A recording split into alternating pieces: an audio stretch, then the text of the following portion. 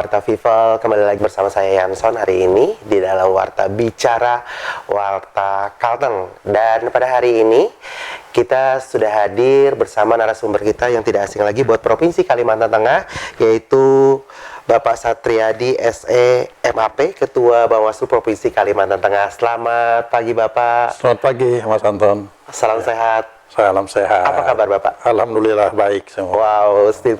Dan hari ini Bapak, mungkin kami dari Warta Bicara Kalimantan Tengah tentunya ingin berbicara dan berbincang dengan Pak Satriadi selaku Ketua Bawaslu Provinsi Kalimantan Tengah tentang kegiatan apa saja yang dilakukan dan dilaksanakan dari Badan Pengawas Pemilu Provinsi Kalimantan Tengah. Baik, Pak Satriadi, aktivitas sebelum melaksanakan tugas di Badan Pengawas Pemilu apa saja, Pak?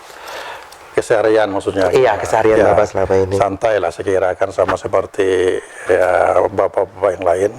Tugas dan kewajiban sehari-hari itu kalau pas anak-anak kan kebetulan juga bulan puasa ya. Anak misalnya ketika masuk sekolah ya sudah kewajiban saya kalau misalnya ada di Palangkaraya ngantar anak ke sekolah, antar jemput jadinya. Betul. Kalau pas longgar misalnya siang pulangnya pas nggak ada rapat atau nggak ada kegiatan yang agak pas santai, saya jemput anak pulang ya. Pulang sekolah. Baik Bapak Pak Satriadi, ini selaku Ketua Badan Pengawas Pemilu Provinsi Kalimantan Tengah. Nah, mungkin langsung saja Pak, mungkin apa itu Bawaslu dan apa peranannya dalam pemilihan umum? Ya, terima kasih Mas Anton. Mungkin masyarakat publik kita juga sebenarnya agak mulai familiar lah sebenarnya dengan Bawaslu ini kan. Pertama sesuai dengan namanya, Bawaslu itu adalah Badan Pengawas Pemilihan Umum, sehingga disingkat dengan Bawaslu. Nah, yang sering juga keliru di masyarakat, sering bahkan masih Banwaslu. Iya, Banwaslu ya, Pak. Padahal sebenarnya Bawaslu dia. Iya. Singkatnya Badan Pengawas Pemilihan Umum. Betul. Sehingga disingkat Bawaslu. Nah, dia berdasarkan Undang-Undang 7 2017 tentang pemilu. Salah satu tugas dan fungsinya adalah melaksanakan pengawasan terhadap proses dan penyelenggaraan pemilu di suatu wilayah. Misalnya Bawaslu Provinsi Kalimantan Tengah melakukan proses-proses pengawasan terhadap pelaksanaan baik itu pemilu dan nantinya pilkada di wilayah Provinsi Kalimantan Tengah. Dan juga di samping Bawaslu Provinsi Kalimantan Tengah, kita ada secara hierarkis, ada di bawahnya itu di kabupaten kota itu ada Bawaslu kabupaten kota. Kemudian di kecamatan ada namanya Panwas Kecamatan. Namun Panwas Kecamatan maupun di tingkat kelurahan desa itu ada pengawas kelurahan desa, sifatnya ad hoc. Dia ad hoc ketika nanti memasuki tahapan pemilu atau pilkada dia baru dibentuk. Jadi sifatnya ad hoc. Yang permanen itu sampai di kabupaten kota berdasarkan Undang-Undang 7 2017, dan kabupaten kota ini sudah mulai permanen sejak 2018 kemarin. Sudah permanen. Oh, sudah permanen Pak. Iya. Terus bagaimana Pak? Ini Bapak kan sebagai Ketua Badan Pengawas Pemilu Provinsi Kalimantan Tengah, tapi sebelumnya itu ada proses Pak. Ya, bagaimana proses pemilihan untuk menjadi anggota Bawaslu ini? Baik, makasih Mas. Ya, proses ini kan sesuai diatur melalui Undang-Undang Pemilu yang tadi saya sampaikan, tentu adalah sama. Karena kan di Undang-Undang 7 2017 tentang pemilu itu penyelenggara pemilu ini ada 3 sebenarnya. Iya. Bawaslu sendiri, Badan Pengawas Pemilu yang secara hierarkis, kemudian ada KPU, kemudian ada DKPP, namanya DKPP ini Dewan Kehormatan Penyelenggara Pemilu.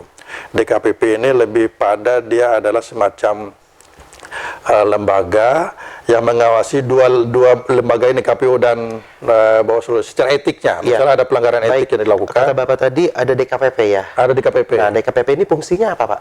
Ya, itu tadi fungsinya adalah mereka mengawasi dari misalnya aspek pelanggaran etik oleh penyelenggara. Misalnya saya, secara etik saya misalnya diketahui misalnya nih, entah menerima suap atau apa secara etik dan sebagainya. Bahkan kawan-kawan di kabupaten kota ada yang misalnya mabuk-mabukan di karaoke dan sebagainya. Itu secara etik tidak boleh. Itu yang nanti disidangkan oleh DKPP. Iya, betul. Pelanggaran nanti akan dianukan, ada kategori pelanggaran.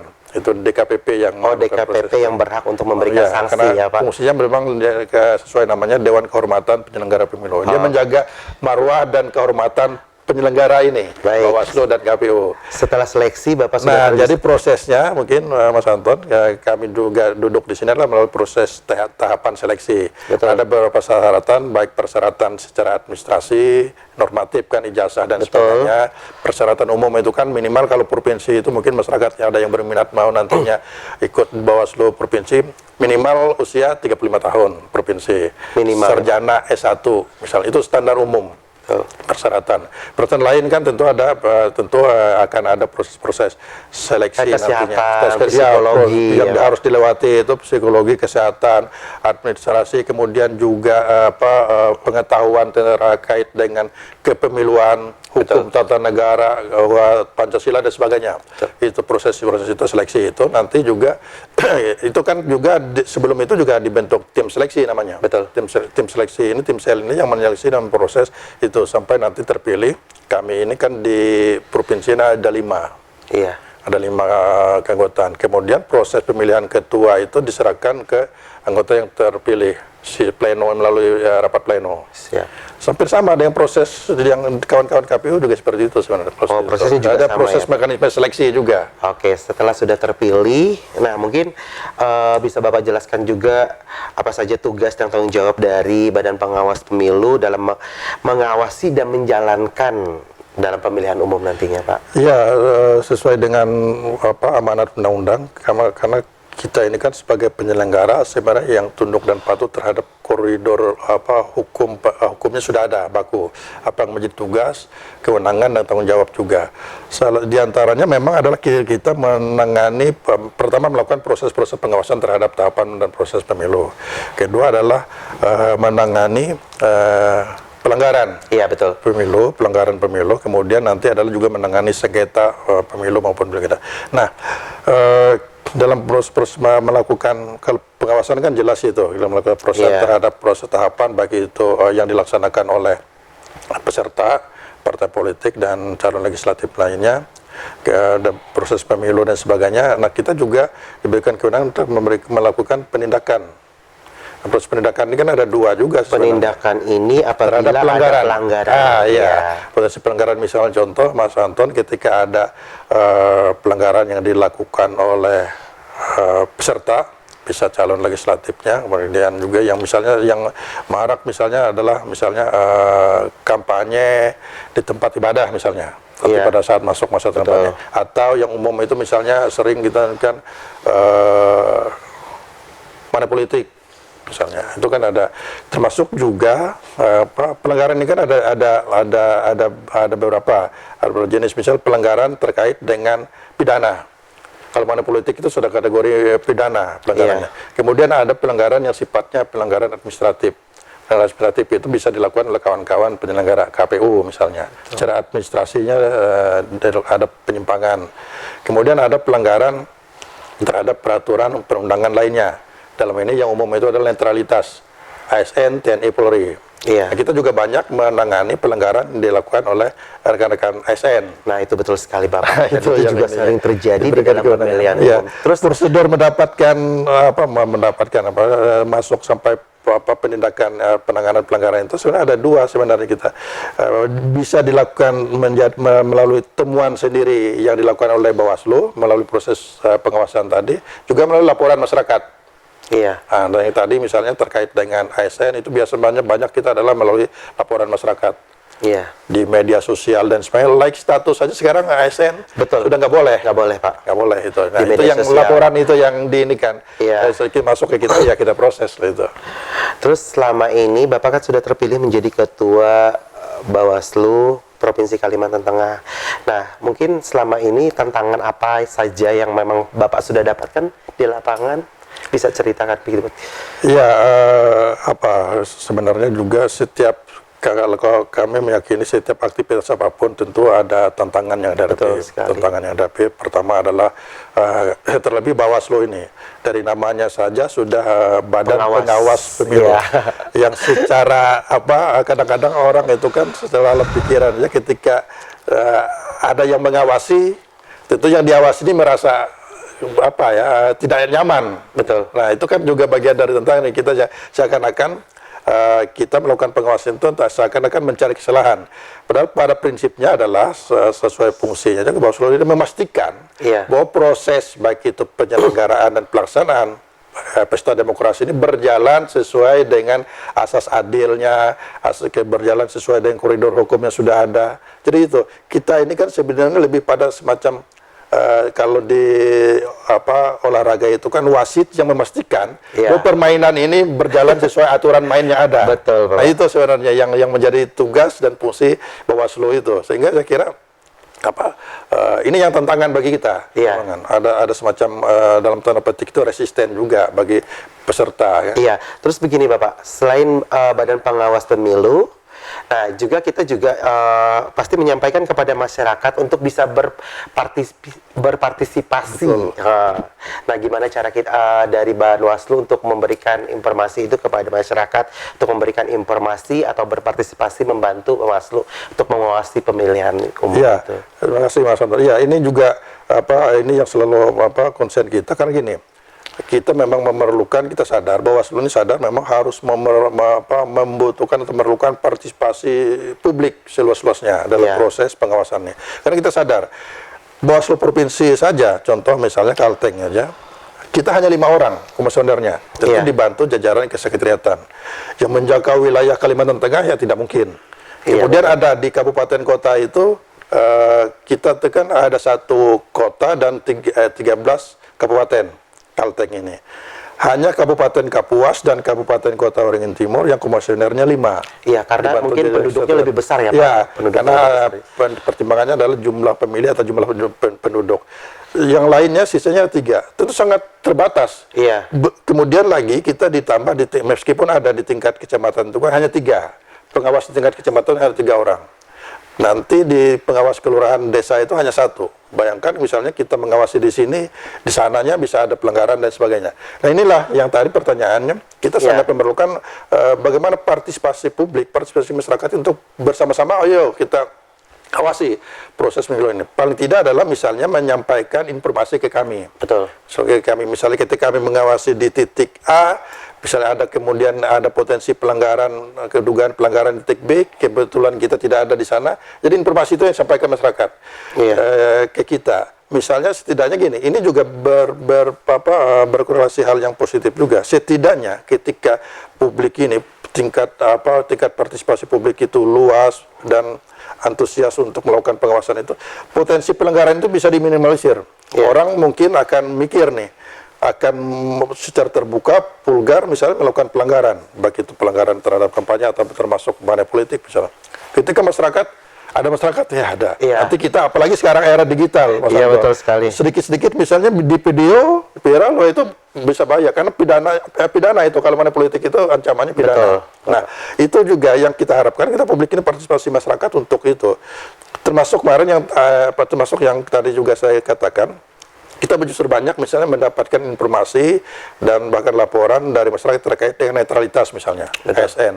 Kita itu kan kadang-kadang tidak terjangkau misalnya, bahkan kita tidak tahu orang yang like status itu apakah dia ASN atau tidak. Tapi kalau tetangganya atau apa, oh ini orangnya ASN nih.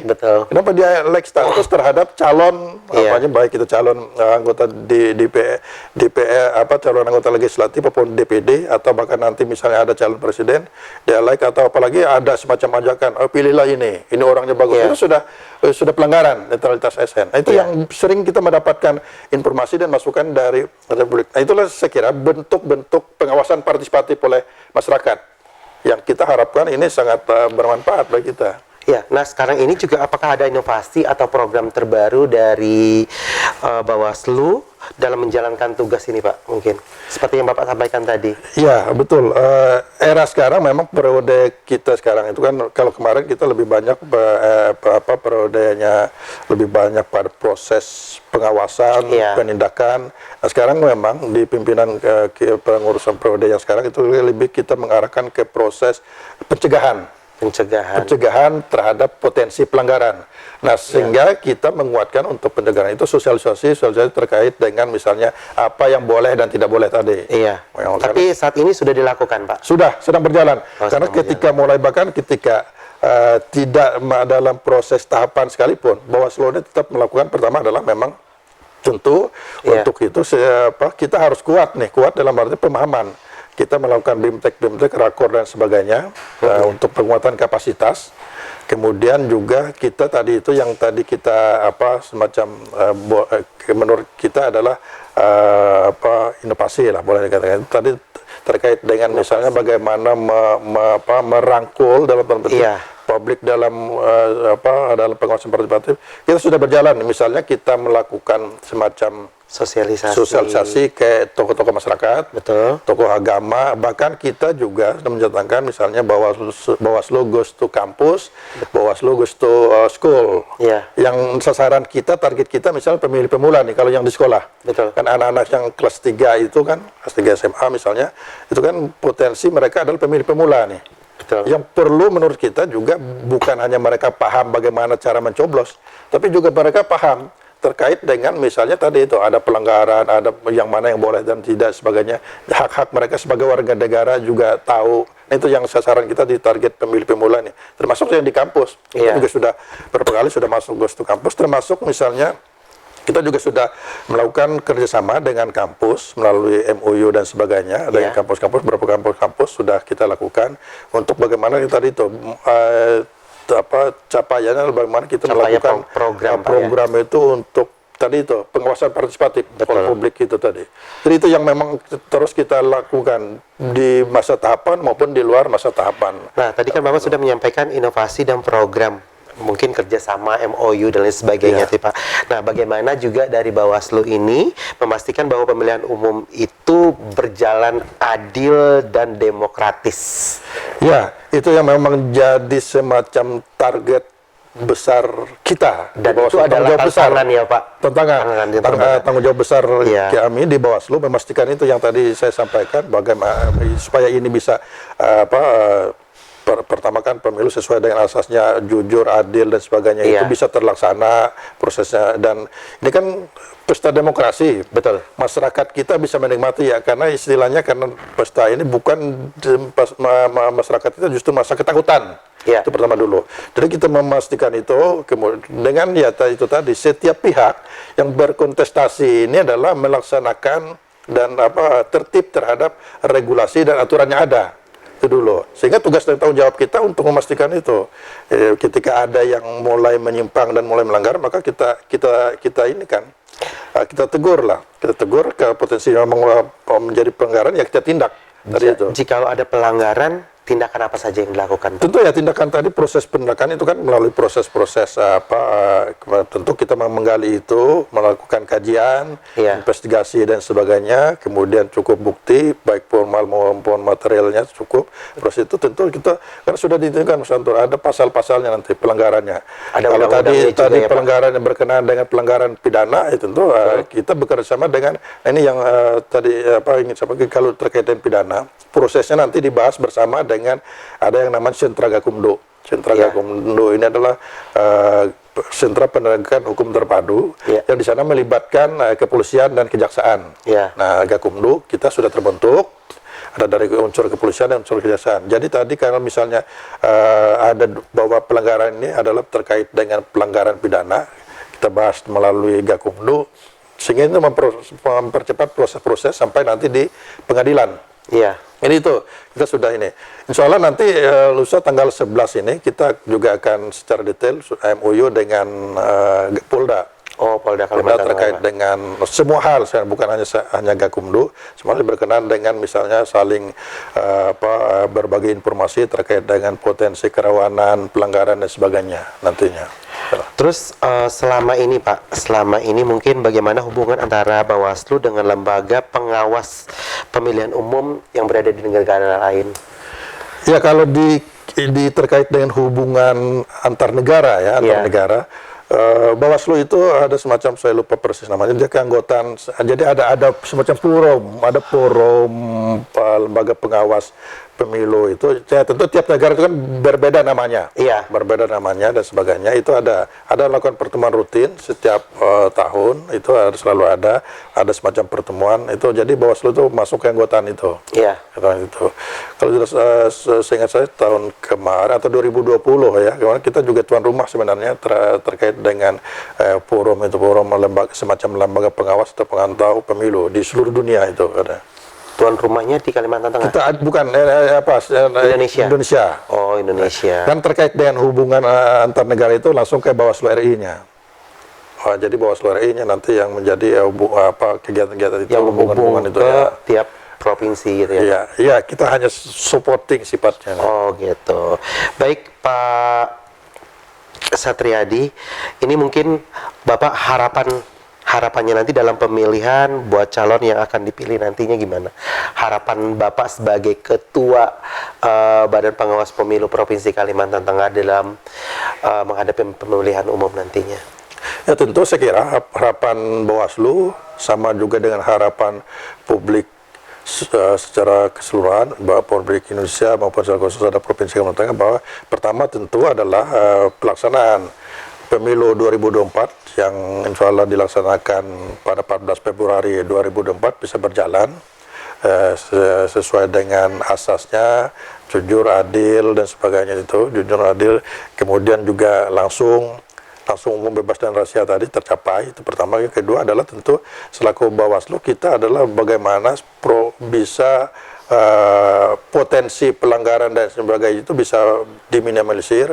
Nah, kepada peserta kami berharap sebenarnya juga peserta calon legislatifnya partai politik, kemudian calon persorangan juga ini termasuk nanti adalah bakal calon presiden, dan ini biasanya timnya nih, tim kampanye, tim sukses dan sebagainya. Untuk pertama tentu adalah kita taat asas, taat terhadap aturan regulasi yang ada. Betul. Sekira kalau semua role permainan ini kita jalankan, aturan regulasinya kita pahami dan sebagainya, tentu harapan dan cita-cita bersama ini terkait dengan suksesnya pelaksanaan pemilu ini akan berjalan dengan baik. Dan ini menjadi harapan besar kita, karena namanya juga pesta demokrasi, maka kita tentu adalah dengan menyambut ini dengan kegembiraan, bukan dengan ketakutan dan sebagainya. Itu saya kira. Baik, Pak Satriadi, apakah ada himbauan untuk warga Kalimantan Tengah dalam kita menghadapi pemilihan umum nantinya? Ya, secara khusus saya kira tentu kita berharap dan mengimbau ke warga masyarakat Kalimantan Tengah, mari bersama-sama kita melakukan proses, melakukan pengawasan terhadap proses pelaksanaan pemilu 2024 ini dengan misalnya berpartisipasi aktif, menyampaikan informasi setidaknya ke Bawaslu sesuai jenjangnya. Kalau mau lebih dekat itu karena Bawaslu-nya ada di tingkat kelurahan desa, ada di kecamatan, sampaikan, atau bahkan misalnya kalau agak kerepotan bisa sampaikan ke kami di provinsi atau kabupaten kota terkait dengan misalnya entah ada pelanggaran, entah ada hal-hal yang meragukan terkait dengan entah nanti masa kampanye dan masa proses pemilu ini, ya itu yang kita harapkan. Jadi informasi dan bukan bahkan mungkin laporan. Kita juga laporan-laporan dari masyarakat itu sangat kita harapkan, dan kami sangat berterima kasih kepada publik masyarakat Kalimantan Tengah yang selama ini juga sangat membantu kami dalam melakukan fungsi, tugas dan tanggung jawab kami untuk melakukan pengawasan baik itu pemilu maupun pilkada di Kalimantan Tengah. Baik, Pak Satriadi, terima kasih. Hari ini perbincangannya sangat luar biasa dan ini sangat bermanfaat untuk warga Kalimantan Tengah. Baik, terima kasih Pak Satriadi sekali lagi selaku Ketua Badan Pengawas Pemilu Provinsi Kalimantan Tengah. Dan semoga perbincangan kita tadi bisa bermanfaat bagi kita semuanya, khususnya warga Kalimantan Tengah. Warga Vival tentunya di Warta Bicara. Saya Anson Bahen pamit, sampai jumpa.